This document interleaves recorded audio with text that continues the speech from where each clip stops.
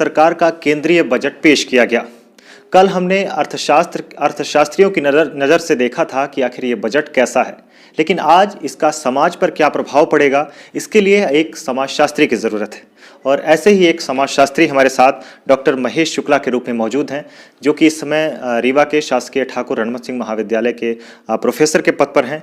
इसके अलावा ये अध्यक्ष हैं मध्यांचल सोशियोलॉजी सोसाइटी मध्य प्रदेश के, और कन्वीनियर यानी संयोजक हैं इंडियन सोशियोलॉजी रिसर्च कमेटी, जो कि परिवार, विवाह और नातेदारी पर रिसर्च करती है। तो बहुत बहुत स्वागत है सर हमारे चैनल में आपका। जी नमस्कार। सर, कल बजट पेश हुआ और बजट कल हमने जाना था अर्थशास्त्रियों की नज़र से, लेकिन आज हम समाजशास्त्री की नज़र से जानना चाहते हैं कि अल्टीमेटली जो बजट का प्रभाव है वो समाज पर पड़ने वाला है। तो कल का बजट आप कैसा देखते हैं एक समाजशास्त्री के तौर पर? देखिए, बजट का कोई भी हिस्सा हो, चाहे वो आर्थिक पक्ष हो, चाहे वो सामाजिक पक्ष हो, सब सारे तो समाज पे ही उसका प्रभाव पड़ता है। तो कल जो बजट पेश किया गया, करीब 34,83,236 करोड़ रुपए का बजट पेश किया गया, वो बजट वास्तव में कई रियायतों को भी लेकर के आया और कई जगह निराशा भी हुई। जैसे अगर हम टैक्स पेयर को बात करें तो टैक्स पेयर जो नौकरीशुदा है उनको कोई टैक्स में रियायत नहीं दी गई, और टैक्स में रियायत न देने से बड़ी मायूसी हुई। बहुत सारे ऐसे भी लोग थे जो कि एक उम्मीद जगाए हुए थे कि हमारे टैक्स में कुछ न कुछ छूट मिलेगी, लेकिन उन्होंने बहुत सारे ऐसे लोगों को भी देखा कि वो बीच में ही बजट सुनना ही बंद कर दिया जैसे ही इनकम टैक्स के नहीं आया। तो दरअसल में रियायत इसलिए नहीं दी गई क्योंकि अभी जो हम कोविड-19 की विभीषिका से उबरे हैं उसमें बहुत सारा पैसा खर्च हुआ है और उसको कहीं ना कहीं बैलेंस करना जरूरी है। तो कोविड-19 के बाद जो ये बजट का नारा दिया गया वो एक स्वस्थ भारत और मजबूत भारत का नारा दिया गया कि हम पहले जन को बचाएं और एक समृद्ध भारत की रचना करें, इसके बाद विकास के जो आयाम होंगे, आगे होंगे, उनको हम देखेंगे। तो बहुत सारी चीजें आई भी। एक तो जैसे कोई टैक्स नहीं लगाया गया, ये भी एक बहुत बड़ी बात। थोड़ा सा कृषि को लेकर के पेट्रोल और ये डीजल में जरूर थोड़ा सा बढ़ोतरी हुई है, सेस लगाया गया है, लेकिन जो है ये नहीं लगाया गया। जो इस बजट की सबसे बड़ी विशेषता थी कि जो हमारे वित्त मंत्री ने 6 पिलर्स की बात की, 6 पिलर्स उन्होंने किया, जिसमें स्वास्थ्य है, हेल्थ है, वेलफेयर है, कल्याण है, भौतिक और वित्तीय पूंजी है, अधोसंरचना है, इंफ्रास्ट्रक्चर उनको डेवलप करना है, मानव पूंजी में नवजीवन का संचार करना है और नव प्रवर्तन अनुसंधान को बढ़ावा देना है। तो ये जो सारी चीजें निश्चित है कि अगर ये विकसित होंगी तो इसका समाज पर काफी प्रभाव पड़ेगा। सर, समाज की अगर बात करें तो पिछले एक साल में जिस चीज़ ने सबसे ज़्यादा समाज को प्रभावित किया है वो कोविड-19 था, और दूसरा एक जो दिल्ली में आंदोलन चल रहा है किसानों का। हर कहीं का किसान कहीं ना कहीं से प्रभावित है। तो इन दोनों चीज़ों को बैलेंस करने के लिए आपकी नज़र से सरकार ने क्या कुछ किया है, जैसे कोविड-19 और दूसरा कृषि आंदोलन? हाँ, सरकार ने अभी जो किया है, उन्होंने जो सबसे बड़ी विशेषता थी कि 16.5 लाख करोड़ रुपए करके एक फार्म क्रेडिट जो दिया है किसानों के लिए, तो उससे उनको कुछ ना कुछ राहत मिलेगी। और सरकार ये कोशिश कर रही है, वो कर रही है कि हम आपकी मजबूरी को, आपकी समस्याओं को हम सुनना चाहते हैं, हम मिल बैठ करके आपस में चर्चा करें, कोई एक पक्षी न हो। तो इस आंदोलन, चूंकि अब ये धीरे धीरे आंदोलन काफी बड़ा हो रहा है, तो सरकार रियायतें तो बहुत सारी दी है। हमारी कृषि के क्षेत्र में अधोसंरचना के विकास में भी जो है रियायतें दी हैं।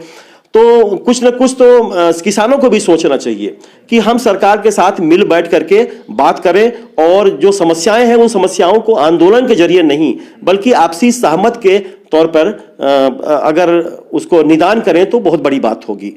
सर, अगर इनकी बात करें 75 साल से ऊपर व्यक्तियों को अब ITR नहीं भरना होगा, तो इसको कैसे देखते हैं आप समाज में? चूंकि बहुत सारे ऐसे कर्मचारी हैं जिन्हें भरना पड़ता था, तो एक बड़ी बचत के तौर पर इसे देखा जा सकता है, और ऐसे दौर पर जबकि अर्थव्यवस्था बहुत ज़्यादा ठीक नहीं है, भारत में राजकोषीय घाटा है वो 6.8 के आसपास है।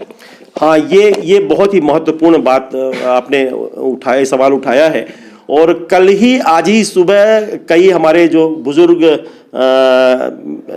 अग्रज थे जो रिटायर हो चुके हैं, और उन्होंने कहा कि इस बजट में हम लोगों को तो काफ़ी फायदा हुआ। कि अब 75 वर्ष, सरकार ने कहा कि 75 वर्ष के बाद अब रिटर्न नहीं भरना होगा। तो लोगों ने रात को जो कल आज सुबह बताया कि करीब 75 से 40 हजार रुपए तक, 40 से लेकर 75 हजार रुपए तक उनकी बचत होगी, प्रति वर्ष उनकी बचत होगी। तो एक इनको बुजुर्गों के लिए ये तो फायदा दिया गया सरकार ने, और होना भी चाहिए, क्योंकि दुनिया के दूसरे देशों में भी जो है एल्डरली को लेकर के, बुजुर्गों को लेकर के काफी सावधानियां बरती जाती हैं और काफी रियायत दी जाती हैं। सर, शिक्षा के बिना समाज अधूरा है। लगातार प्रयास भी सरकार कर रही है, बहुत सारे ऐसी योजनाएं चलाई जा रही हैं। तो इस बार शिक्षा के क्षेत्र में ये बजट कैसा देखते हैं आप? शिक्षा के क्षेत्र में स्कूल शिक्षा के लिए तो एक बहुत अच्छी बात हुई कि 15,000 नए स्कूल खोले जाएंगे। तो इससे जहां तक हमारे जो शिक्षा का स्तर है वो बढ़ेगा, जो हमारी प्राइमरी एजुकेशन है, क्योंकि नई शिक्षा नीति जो हमारी आई है, सरकार की जो नई शिक्षा नीति आई है, काफ़ी अच्छी शिक्षा नीति है, और उसमें स्किल डेवलपमेंट की बात की गई है।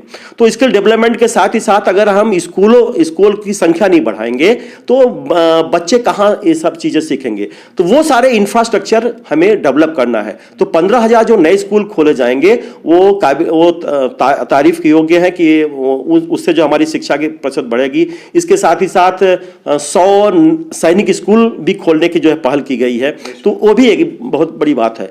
लेकिन जहां तक यूनिवर्सिटी में कुछ जो आशा थी, खासतौर से हम चाहते थे कि रीवा संभाग में एक यूनिवर्सिटी, जो हमारी रीवा यूनिवर्सिटी है, इसको भी अगर सेंट्रल यूनिवर्सिटी का दर्जा मिलता, कुछ पहल की जाती, तो इस क्षेत्र के विकास में भी एक अनुभव प्रयोग होता। तो एक थोड़ा सा निराशा ये हुई है कि कॉलेज और इस विश्वविद्यालय को अभी जो सेंट्रल केंद्रीय विश्वविद्यालय खोलने की जो बात थी, वो थोड़ा उसमें कमी आई है, और सरकार अभी उसका विचार कर सकती है, क्योंकि अभी बजट पास नहीं हुआ है। तो ऐसे रिमोट एरिया में कुछ जो विश्वविद्यालय हैं, उन विश्वविद्यालयों को केंद्रीय का दर्जा दे दे, केंद्रीय विश्वविद्यालय का, तो उस क्षेत्र के छात्रों का भी विकास होगा, और वहाँ की जो अधोसंरचना है शिक्षा की, वो भी विकसित होगी। आत्मनिर्भर भारत की है, और आगे कुछ सालों में के लिए प्लान बनाए जा रहे हैं। स्पेशली इंफ्रास्ट्रक्चर को बहुत अच्छा मजबूत करने का काम किया जा रहा है, और रेलवे को लेकर 2030 का एक प्लान तैयार किया गया है। देश भर में सभी स्टेशन विश्वस्तरीय बनाए जाने की सरकार की एक कोशिश है। तो इससे क्या समाज में प्रभाव पड़ेगा? ये तो बेहतर कदम है मेरे हिसाब से। हाँ, ये बहुत अच्छा प्रयास है। आत्मनिर्भर भारत, दरअसल देखिए कि हमारी भारतीय संस्कृति की सोच हमेशा वसुधैव कुटुंबकम की रही है। हमारा जो चिंतन होता है वो पूरे समाज को लेकर चलता है। हमारी वैयक्तिकता वहाँ पे दब जाती है, वैयक्तिक हमारी सोच नहीं होती है। तो जो इसमें अभी रेलवे के विकास के लिए जो बात की गई कि विश्व स्तर के बहुत सारे रेलवे स्टेशन बनाए जाएंगे, तो इससे क्या होगा, जो हमारा जो टूरिज्म पोटेंशियल है वो बढ़ेगा, और जो बाहर के लोग आएंगे, और जो टूरिज्म में हमारी टूरिज्म की जो इकोनॉमी है वो भी बढ़ेगी। और जो बाहर के लोग आएंगे वो भी अभी आते हैं और देखते हैं कि बहुत ही स्थिति रेलवे की खराब है, सेंटर वहाँ के जो रेलवे स्टेशन है अच्छे नहीं हैं, तो इस कारण से बहुत सारे लोग रेलवे का सफ़र नहीं करते हैं, हवाई जहाज़ का सफ़र करते हैं। तो जब इस तरह से जो है सेंटर विश्व स्तर के स्टेशन बन जाएंगे, तो निश्चित है कि उसका प्रभाव हमारे टूरिज्म इकोनॉमी पे पड़ेगा, और एक रेलवे भी समृद्ध होगा, हमारी टूरिज्म भी समृद्ध होगा, और उस क्षेत्र, उसके साथ ही साथ उस क्षेत्र का एक समुचित विकास होगा जहां ये टूरिज्म बढ़ेगी। सर, कोविड-19 के बाद लगातार लोग रोजगार की समस्या से गुजर रहे थे। ऐसा लग रहा था कि जब बजट आएगा तो कुछ ऐसा होगा, कुछ ऐसी सरकार की योजनाएं होंगी कि रोजगार बढ़ेगा, लेकिन बजट में कुछ ऐसा देखने को नहीं मिला है। तो जाहिर तौर पर कि एक निराशा का माहौल युवाओं में है। तो इसका क्या कुछ हो, क्योंकि लगातार इससे पहले भी लोग मांग कर रहे थे सरकार से रोजगार बढ़ाने की। हाँ, रोजगार को लेकर के ये बात मैं आपसे कहना चाहता हूं कि बहुत सारी चीजें होती हैं कि जिनको सरकार बजट के बिना भी योजनाओं को लागू कर सकती है और उसको संसद में पास कर सकती है। तो थोड़ा सा निराशा तो जरूर हुई। अब हो सकता है कि सरकार भी कुछ सोच, उनके अंदर कुछ सोच अलग हो, और आने वाले समय में युवाओं के लिए वो कुछ अलग से नीतियां बनाएं और रोजगार के नए नए संसाधन विकसित करें। लेकिन जैसे जैसे आप देखिए कि टैक्स में कमी आई है, तो जो रियल एस्टेट का एक तरह कारोबार था एक ठप सा हो गया था, तो फिर से रियल एस्टेट का कारोबार बढ़ेगा। बहुत सारे लोगों की वहां पे नौकरी चली गई थी रियल एस्टेट में, बहुत सारे वर्कर्स जो है वापस आ गए थे। तो जब टैक्स नहीं बढ़ाया गया है तो फिर से एक रियायत दी गई है घर खरीदने के लिए। हमारा हाउस लोन का भी जो स्लैब बढ़ा दिया गया है, 3 लाख कर दिया गया है। तो उससे क्या है कि रियल एस्टेट का कारोबार बढ़ेगा, तो निश्चित है कि रियल एस्टेट में रोजगार के अपने आप जो है वहां पे एक अधोसंरचना विकसित होगी। सर, अगर मैं नंबर्स की बात करूँ 110 नंबर में, तो इस बार के बजट को एक समाजशास्त्री के तौर पर आप कितने नंबर देना चाहेंगे समाज के लिए, बेहतर के लिए? नहीं, हम तो 110 नंबर की आप कह रहे हैं, तो मैं तो 100 नंबर तो जरूर दूंगा। क्योंकि देखिए, जिन परिस्थितियों में इस बजट बनाया गया है, हमारे सामने बहुत बड़ी चुनौती थी।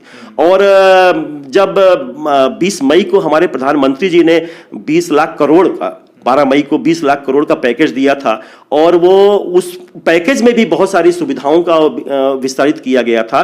तो इतने सारे क्राइसिस के बाद पूरी दुनिया में, सिर्फ हिंदुस्तान नहीं, पूरी दुनिया एक क्राइसिस कोविड-19 की अनचाही समस्या से जूझ रही है, और इस विषम परिस्थितियों में इस तरह से बजट पेश करना बहुत ही तारीफ के योग्य है। तो ये बजट समाजशास्त्री की नज़र से कैसा था आपने समझा, और सर ने ज़्यादातर बजट की विशेषताओं पर ध्यान दिया है। कुछ जो इसकी खामियां रह गई उस पर भी सर ने चर्चा की है, लेकिन सर को ये पूरे आशा है कि आने वाले समय में सरकार उन चीज़ों पर भी ध्यान देगी, जैसे कि रोज़गार है, जैसे कि सेंट्रल यूनिवर्सिटीज़ हैं। तो इसी तरह की तमाम खबरों के लिए हमारे साथ बने रहें। सर, बहुत बहुत धन्यवाद आपका।